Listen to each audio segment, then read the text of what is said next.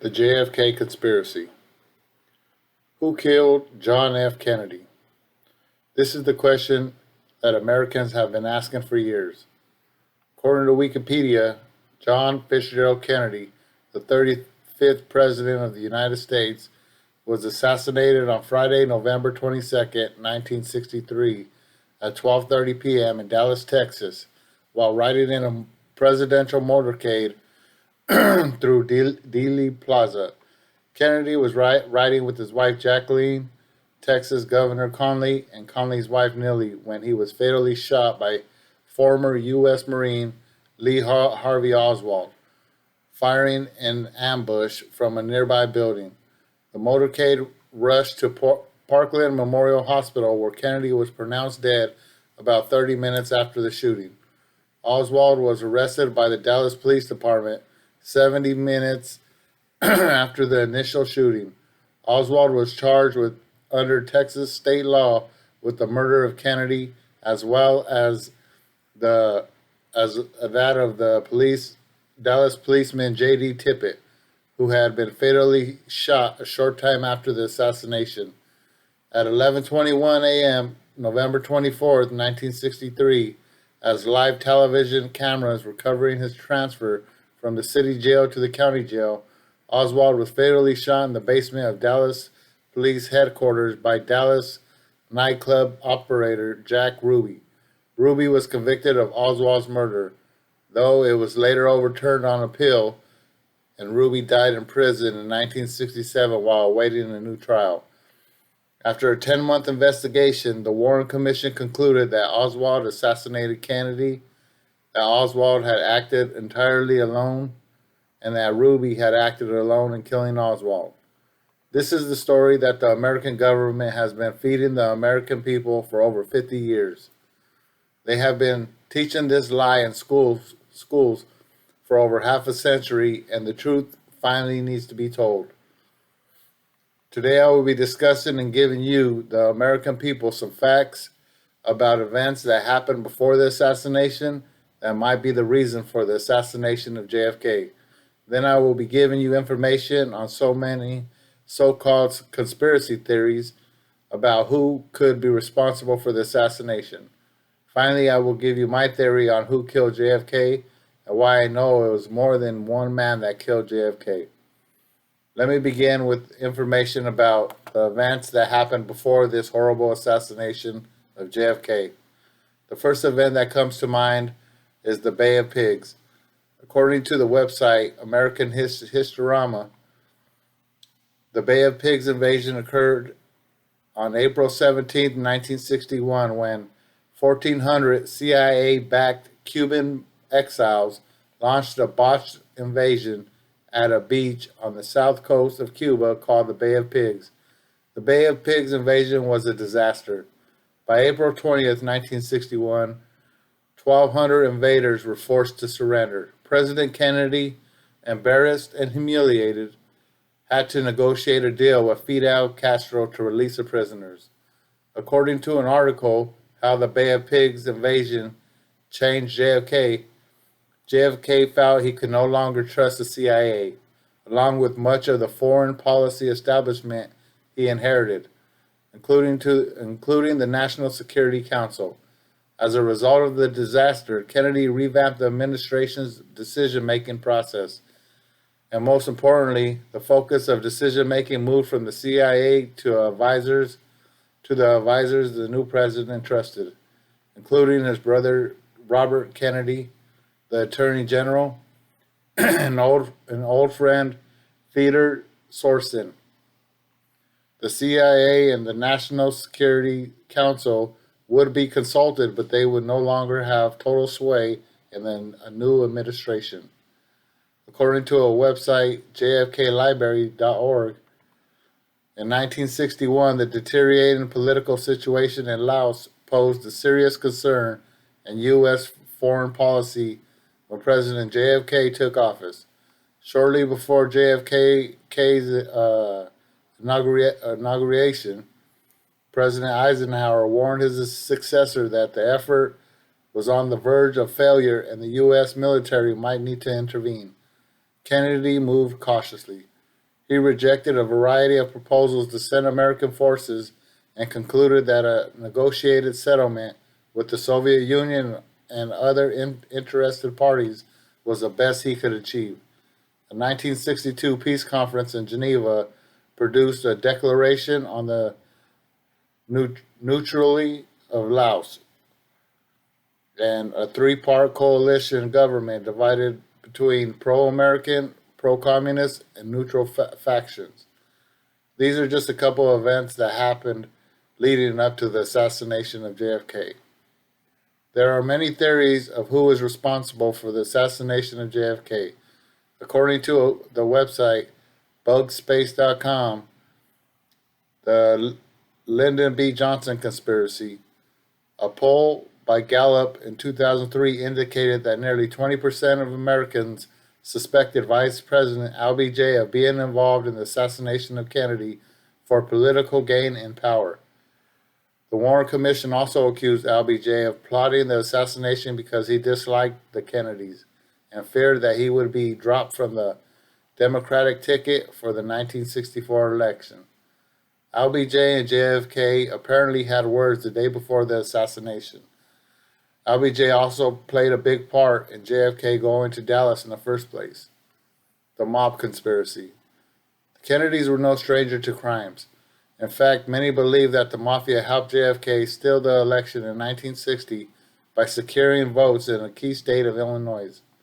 Jack Ruby, who killed Oswald, was a Dallas nightclub owner who some theorized had mafia connections. Some even believe that the mob was working in collusion with the CIA to carry out the Kennedy hit. In 2003, in an interview, James Files told his story of the Kennedy assassination. In the spring of 1963, James was approached by Nicoletti, who told him that they were going on a drive. On this drive, Nicoletti told James of a plan to assassinate President Kennedy. According to James, the plan had come from the CIA and Gina Canna, and Nicoletti was chosen to carry out the plan. James went to Dallas a week before the assassination. A day after his arrival at the Lamplighter Hotel in Dallas, Lee Harvey Oswald arrived at the hotel. Oswald and James shared the same controller, David Atlee Phillips, who was a CIA officer. Nicoletti arrived in Dallas 2 days before the assassination and informed James that the CIA wanted to abort the assassination, but they were going to carry it through anyway. James claims he chose the grassy knoll as his shooting location, wore a reversible jacket to look like a railway worker, and stored his weapon in a suitcase. He claims that when Kennedy had come right in front of him and he heard the shots, he saw that no one hit Kennedy in the head. James aimed for his right eye and firing the fatal shot. He said that he then packed the gun, bit the shell casings, and left the casing sitting on the fence and walked away.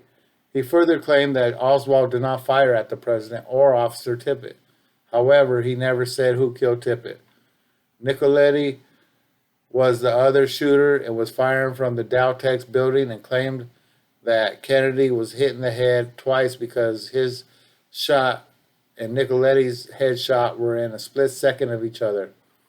James Files is currently serving a 30-year jail sentence for attempted murder of an officer. JFK's father had worked with Sam Giancana in the bootlegging industry during the Prohibition. Sam was supposed to testify about his role in the CIA assassination plot in 1975 when he himself was assassinated. And we have the Russian conspiracy. Obviously, there was tensions between the two nations with the Cold War. Oswald had tried to defect the Soviet Union before, but some theorized that Oswald could have been acting as a KGB agent. The CIA conspiracy. Allen Dulles, the former head of the CIA, was on the Warren Commission, and the CIA withheld information from the Warren Commission. Some feel that JFK may have found out that the CIA had a plot to assassinate Fidel Castro. The CIA felt Kennedy might have a different agenda or even disband them, so they plotted to assassinate him. Another possible CIA motive was that after the failed Bay of Pigs invasion into Cuba, CIA underwent personnel changes at the hand of Kennedy, which may have upset them. Excuse me. The Cuban government's conspiracy. Some intrigued scholars keep on asserting that Fidel Castro requested the death of Kennedy in reprisal for the CIA's past endeavors to kill him. These are just some of the theories of what happened and who might have overseen the assassination. There are many more theories out there, but these are just some of the most popular theories. I think the best breakdown on who killed JFK is in the movie JFK. This movie shows all the different ways on who could have killed JFK and who had the power to cover it up. According to the movie JFK, Jim Garrison, District Attorney of New Orleans Parish, Louisiana, had a trial against Clay Shaw. Garrison believed that the right-wing activist Guy Bannister, Shaw, and David Ferrie worked with the CIA to kill the president.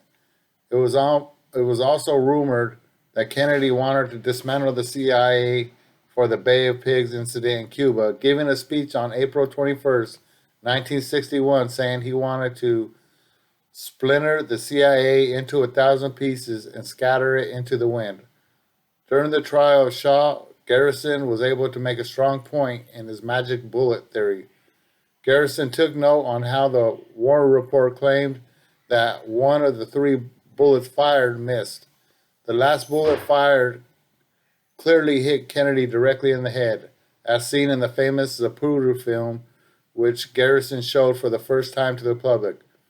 I believe that the Warren Report is incorrect in saying that Oswald acted alone in the shooting. I believe that Garrison was able to rule out the Warren Report in his allegation. I find it very unlikely that Oswald would have been able to get off 3 shots in what the Warren Report states 7.1 to 7.9 seconds. Even if he was able to reload the rifle that fast, it would take longer than that for him to take aim again. Based on allegations of James Files, I believe that it was the mafia, the CIA, and anti-Castro right-wing activists Garrison mentioned, Clay Shaw, Guy Bannister, and David Ferrie were involved in the assassination. Ruby was a perfect man to kill Oswald. He had pulmonary embolism and died on January 3rd, 1967. He already knew he wouldn't spend the rest of his life in jail. He would die. He would die before. This is in a biography of Jack Ruby. I strongly believe that James Files and Charles Nicoletti were asked by the CIA to assassinate the president. I believe that Shaw, Bannister, and Ferrie's job was to provide the weapons and find someone to frame, and they chose Lee Harvey Oswald, who was a perfect man to frame. He was involved with the Soviet Union and Cuba, the United States' main enemies at the time. Oswald had also tried to murder Major General Edwin A. Walker, so it was easy to believe that he was capable of murdering the president. And that's in the Warren Commission. Files was standing behind the fence of the grassy knoll, and Nicoletti was in the Dowtex building. And Nicoletti was not able to get the shot off. Files took the fatal headshot. Oswald was caught and repeatedly claimed he was framed, and the mafia had Jack Ruby kill Oswald. The CIA would be forced to cover it up because even though the mafia carried out the assassination, the CIA formed the original plan. If they were to further investigate and prosecute mafia members that committed the murder, that the original of the attack, that the origin of the attack would easily be traced back to the CIA. Bannister was already dead. When word got out through the press of Garrison's allegation, Ferry became worried. Ferry was killed by the mafia to silence him. When Garrison's trial against Shaw failed, the mafia, the CIA, and the anti-Castro right-wing activists successfully assassinated President John F. Kennedy. So there you have it. I just gave you, the American people, plenty of facts that and events that led up to the assassination and theories about who was involved in the assassination of JFK. I also gave you my opinion on who I think is responsible for the assassination. It is up to you to do your own research and find the truth. Even if we never know who pulled the trigger, I think we could all agree that there was more than one shooter, and that would mean there was another person or persons that were involved. This must be one of the biggest lies that the government has been covering up in the U.S. history. I could only wonder what else the government is hiding. Thank you.